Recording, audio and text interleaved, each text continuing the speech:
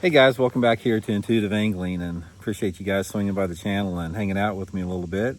It is a beautiful evening here in Southwest Missouri, man. Just no wind, temperatures about 78 degrees, just a beautiful evening out here. And guys, I just want to have a conversation with y'all. I want to have a talk, and we do this a lot on the channel about, we have got a lot of stuff that's happening in the sport of bass fishing right now that's directly threatening the future of the sport. And you guys, it seems like I'm the only one that talks about this. You can't find any information on YouTube about this. So if I've got to be the one that always brings it to the forefront, I'd gladly step up and do that. But I want to dig into this a little bit in detail, because I can tell you one thing right now. Nobody's coming to save us. Nobody's coming to save our sport except the fishermen and the anglers that love this sport. Don't expect, guys, the people in positions of power to do the right thing. If there's money to be made in it, they don't give a crap about the sustainability and the future of it, as long as they can make a buck. That's what we're seeing right now. So we're going to dig into that in today's video here. Also, guys, thank you very much, man, before we get started. Appreciate all the support of the channel, guys. Everybody that's been subscribing to the channel and liking the videos and hyping the videos and using all the links I put in the video descriptions. That you guys are the only reason this channel's on YouTube. So I just want to give everybody thanks that, shoots all the kind comments and, helps the channel out. We really appreciate that. Me and my family do a lot. Okay, guys, I don't want this. A lot of people are going to say that I'm always talking about this, and the reason that I'm always bringing it up is it's in my face every day. I see what is happening before our very eyes that maybe a lot of people aren't paying attention to, because I'm hyper aware of stuff like this that threaten the future of our sport. So I sort of want to dig into some of the stuff that's really on the horizon right now that we're going to have to do something about. And the problem with this is everything that I'm talking about in this particular video, it requires action on part of all of us, on you, on me, with everybody. And there is a lot of people in the bass fishing industry, the anglers, that tend to be a little bit apathetic towards this. They think somebody else is doing it. Somebody else will take care of that problem. I just want to focus on my fishing. I don't want to worry about it. I don't want to hear about the problems in fishing. I just want to go fishing when I get off work this weekend and have a good time. And I get that. I understand that. But guys, you can't do that. You cannot put your head in a hole and just pretend it doesn't exist, because you're going to wake up one day and it's not going to be here anymore in the shape and fashion that you love it. So let's talk about some of the really pressing issues that we have as far as the sustainability of the sport, and it's going to directly threaten the future of the sport. The first thing that I want to dig into, I got about a half a dozen things I want to talk here, is, guys, that we are in the middle of this explosion in technology on our planet, on our globe right now, that I don't even want to talk about everything else besides it, but it directly threatens the future of our sport as far as fishing goes. All of this advanced technology that we're seeing, the AI intrusion in our lives, all the freaking data centers that are popping up, the advancement in electronic technology and fishing that we talk about all the time on this channel. This is fundamentally changing the sport in a incredibly negative way. I mean, it's the potential damage to the sport that is occurring right now because of that cannot be overstated. Now, there's a lot of different ways this happens, as far as, people say, well, Randy, why is technology bad? What's that going to do to everything? Why is this a bad thing? There's a lot of different reasons for it. You've got the economic disparity that comes with it. You've got the fact that it is making anglers too good. And what I mean by that is, when you create a piece of technology that basically, and you try to incorporate it into a sport like bass fishing that is fundamentally anti-tech, when you start introducing technology that opens up the world of fishing where there's nothing left, there's nowhere for the fish left to hide, and you have an increasing number of anglers out there that are adept at using this technology, it is going to put pressure on the fish that does two things. Number one, is going to deplete the fisheries, it's going to deplete the fish populations, and it's going to create a generation of fish that are extremely difficult to catch. Bass, like other creatures on this planet, evolve quickly. Every creature on this planet is in a constant state of evolution, and always has been, to adapt to their environment. That is why the creatures that are on this planet are here, is they've evolved to adapt to a changing environment to that. And that's one of the things that bass are in the process of doing now, is with this increased fishing pressure and all the not just electronic technology, but all the other advancements we have, we're creating this generation of super highly educated fish that makes them more difficult to catch.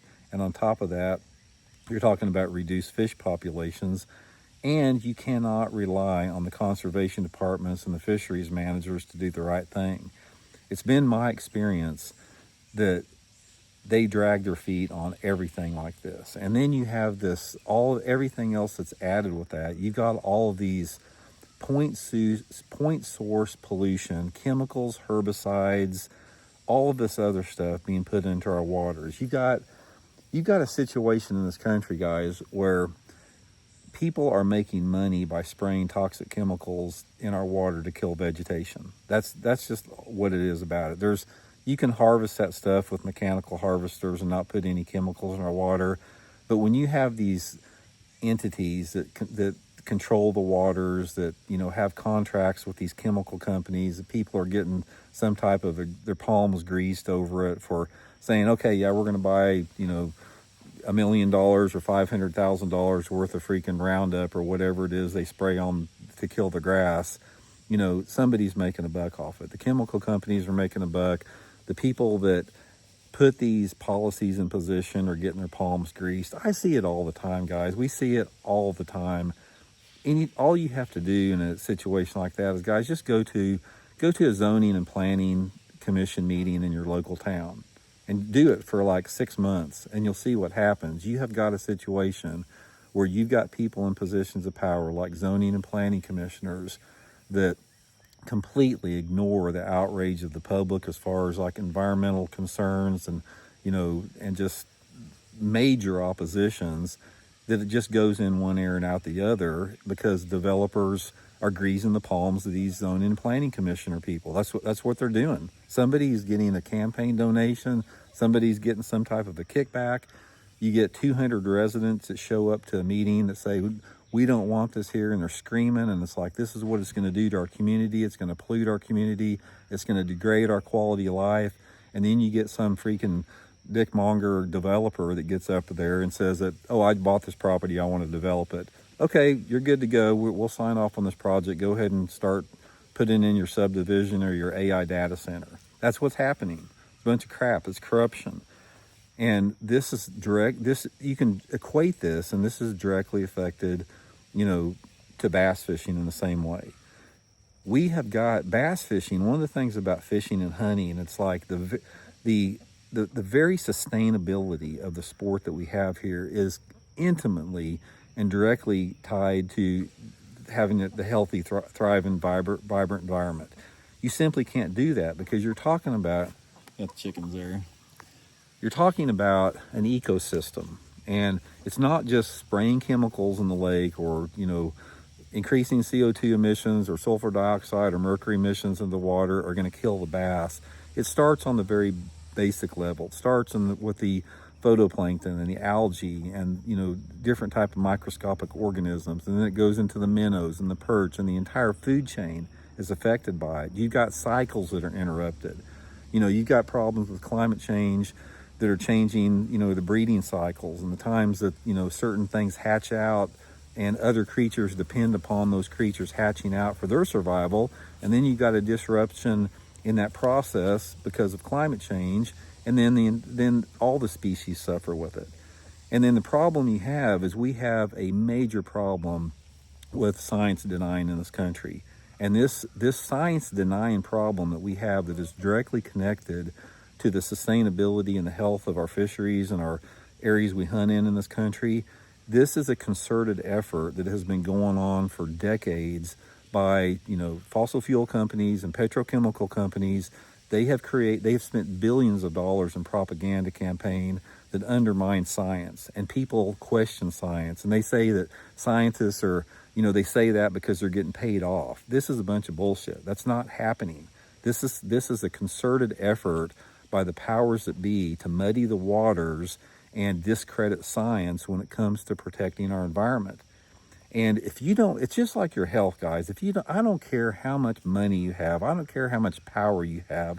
I don't care what you have. If you don't have your health, you don't got crap. You don't. It doesn't make any difference. Would you rather have $20 billion in the bank and be some 70-year-old decrepit, multi-mega billionaire, or would you rather be 20 years old and freaking buff and fit and not have a penny to your name? I don't know anyone that would go to be the decrepit billionaire. It's the same with our planet. It's like we can't thrive as a species.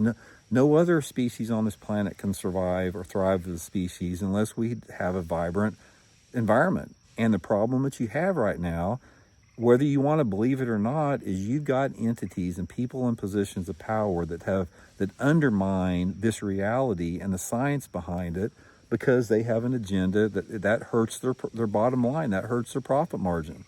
If they have to put environmental regulations in to protect air and water, they're not going to make their profits. If in bass fishing, it's like if tournament organizations start outlawing certain technology, those billion-dollar companies that make forward-facing sonar and now are wading into the waters of AI are not going to make their profits.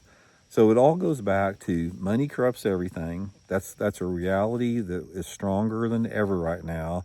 And we have entered we're in a place right now within the reality of the human species where power and profit are more dark than ever. It's like there's been a power structure set up, and a lot of it goes back to politics. And this is not a political video, but what I'm saying is you can't separate environmental policy and things that affect bass fishing without looking at the legislation that is passed or blocked or whatever when it comes to issues that affect the sustainability of our sport.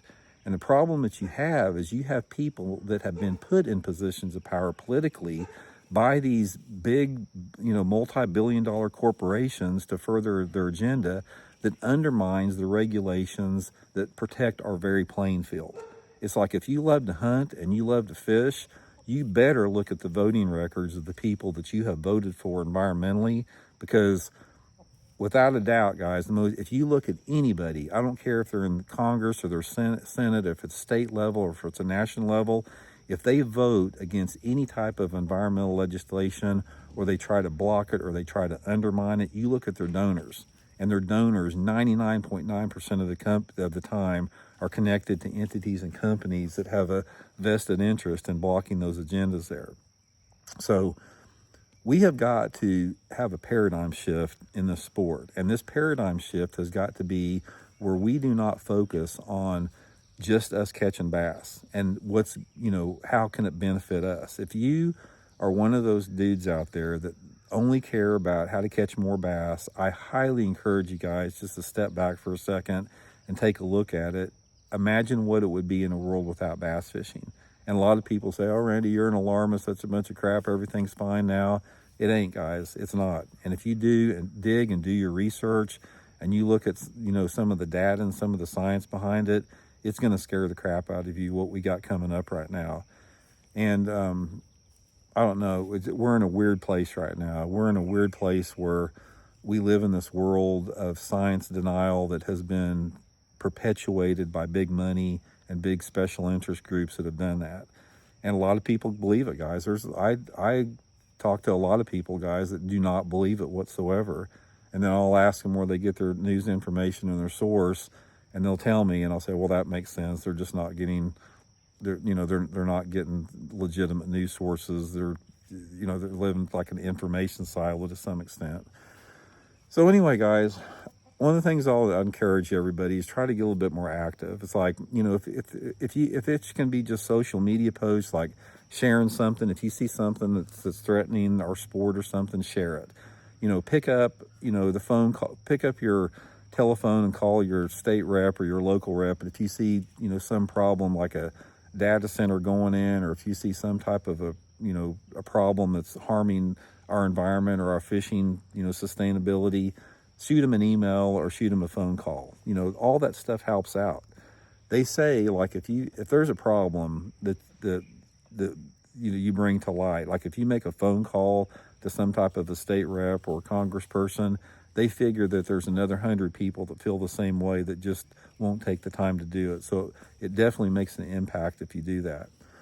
So anyway, guys, that's just I don't mean to be a downer with that, but we can't live in this world of rainbows and unicorns and stick your head in the sand and just pretend it doesn't exist, because that's how you get into problems. So, you know, we have got some serious challenges coming up ahead of us, and I've been in the sport for a long time, guys. I've been doing this, you know, since the late 1960s, bass fishing, and as somebody that has made a living out of this sport and has probably spent more time on the water than basically anyone watching this video, I can tell you we're in a bad spot right now. We're in a bad position. And if it's me that has to be the one to bring it to light, I'll gladly take that on, because I want to see it thrive in the next generation. And I can assure you, if we don't make some changes, guys, this sport will not survive into the next generation in any type of recognizable fashion that we know it as now. So anyway, I hope you guys are well. We'll talk later.